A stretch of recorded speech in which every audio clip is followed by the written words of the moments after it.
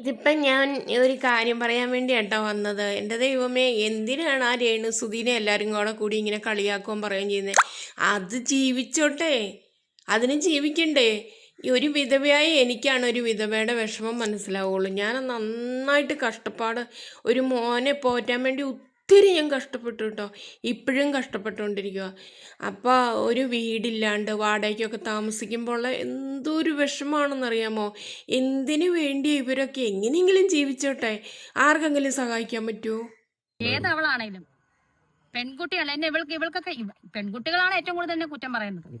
നിനക്കൊന്നും നാണോ ഇല്ലടി, എടിയും തന്നെ ഞാൻ വിളിക്കും. നിന്റെയൊക്കെ അവസ്ഥ, ഈ അവസ്ഥ നിനക്കൊക്കെ വീട്ടിൽ വരാതിരിക്കട്ടെ. വരുമ്പോ നിനക്കൊക്കെ അറിയാം വഴിമുട്ടി നിൽക്കുന്ന അവസ്ഥ. മനസ്സിലായോ? 10,000, 2,000, 500 രൂപയ്ക്ക് ഞാൻ തെണ്ടി നടന്നപ്പോ നീ ഒന്നും ഇല്ലായിരുന്നല്ലോ. മനസ്സിലായോ?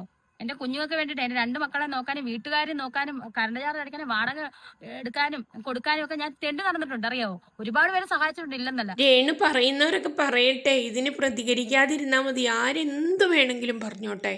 നമ്മൾ അതിനെക്കുറിച്ച് ചിന്തിക്കാനേ പോകരുത്, ഇതൊന്നും കാണാനും നിൽക്കരുത്. അവരൊക്കെ എന്തിനു വേണ്ടി ഇങ്ങനെ ചെയ്യുന്നതെന്നുള്ളത് മനസ്സിലാക്കാലോ, അത് മതി.